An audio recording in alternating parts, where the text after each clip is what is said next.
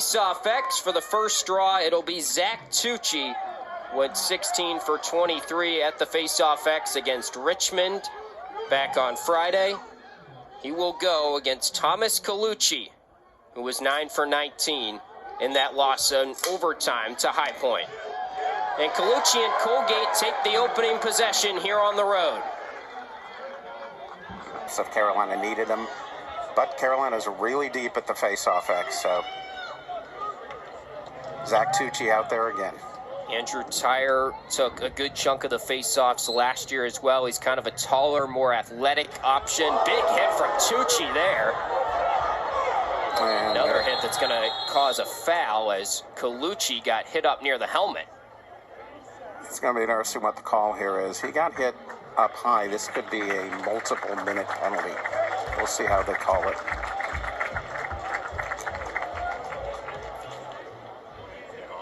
Could be an opportunity here for Colgate to go on the man up early. 7 blue. 7 blue. He's got 2 penalties. 2 penalties. 1 minute. Unnecessary roughness. 1 minute unnecessary roughness. Hold. 30 seconds. Hold 30 seconds. 1 minute. Zach Tucci will be in the box for a minute and a half. There are actually 2 separate fouls there on Tucci. A hold for 30 seconds and a full minute for unnecessary roughness. So the Raiders will have the man advantage for a minute and a half. So Colgate, Gray set a Tar Heel program record 91 points last year, the reigning ACC Offensive Player of the Year. Tar Heels win the faceoff. Zach Tucci is a little bit dangerous at times. Here's Alex Bresci. Lacombe and net. Roy Connor, just a freshman, had 2 goals starting an attack. Both of these teams not afraid to play their talented recruiting class. So those are the things Lance Tillman can do as well. 10 goals last year in the entire season for Tillman. 8 of those goals came in the last 4 games. Yes. Carolina was only 1 game over 500 in that 3-year period. Chris comes in, and it's as simple as that. The kid is just a difference maker. Makes others around him even better. Traded time last year as the starting attack, at least, with Brian Cameron. But now he is very clearly on that starting attack line. Colgate. And that was one of the question marks about this North Carolina team, at least when you talk about them as a national title contender. Tyre wins another faceoff here. Is on goal the other night. So the quality of these shots is a great harbinger of things to come for the Tar Heels. 30 seconds of each of those quarters, 2 for Richmond and 1 for Carolina. So you get these late quarter goals. It's so important for either maintaining or gaining momentum. That ends the scoring run.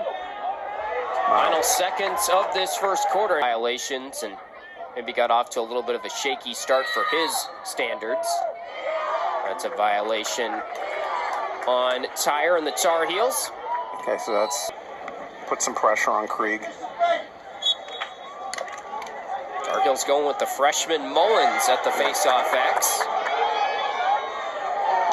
And he wins it for the time being. Now Colgate takes back over. Raiders got some momentum.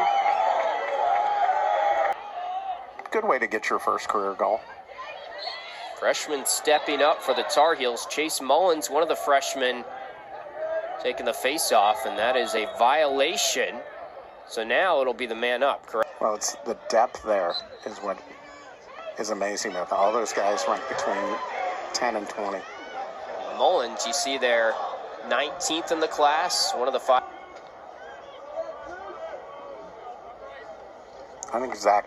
I think he struggled right there at the beginning, and they're just giving some other guys a chance here.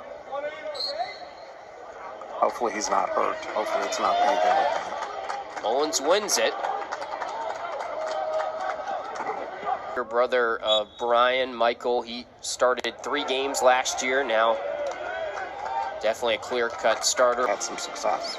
Got to give some credit to Thomas Colucci, playing his 2nd game in 3 days, taking pretty much all of the face-offs.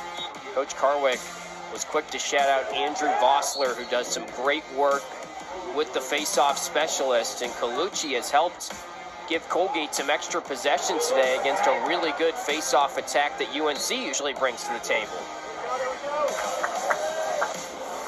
And Carolina legitimately has 4 different guys this year who can take face-off X and maybe get one before the half themselves. Mullins battling with Colucci. That's a loose ball push there. Carolina's got the ball. But this place is awesome. Even when it's a little chilly, still a good crowd today. I am over from Boston University, playing Colgate for the second time after his first ever game in a UNC uniform was against Colgate back in the 2020 season opener. He simply knows how to fill up a stat sheet. I mentioned that earlier.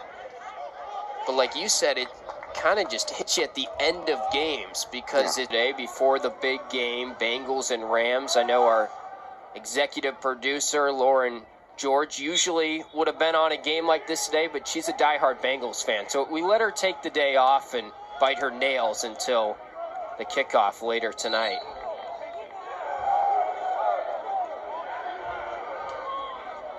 I'm looking forward to the football game, but I'm really looking forward. Coach Bresci told us that he's been really impressive in practice, and we might see some of him, but so much of last year was Tucci and Tyre, and they had a great 1-2 punch because Tyre's kind of the more athletic, taller option compared to Tucci. Mullins has gotten a chance today. He was out there for that face-off. And he's going to get credit for that one. 7 for 10. Save, quick clear, attack the goal. Colgate coaching staff said that when Roy Connor, the freshman, showed up for camp, they all looked around and said, "Are we sure this guy's not a junior?" He just seemed... But the hair is amazing. I'd love to have hair like that. I'd love to have hair. We're off Paul Burton for just a little bit. 5th career hat trick and 2nd in 2 games this season for Brian Minikis. He's a really talented player. Definitely one of the better players in the Patriot League.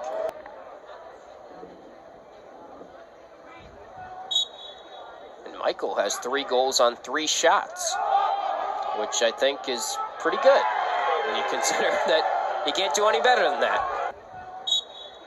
And Michael has 3 goals on 3 shots, which I think is pretty good when you consider that he can't do any better than that.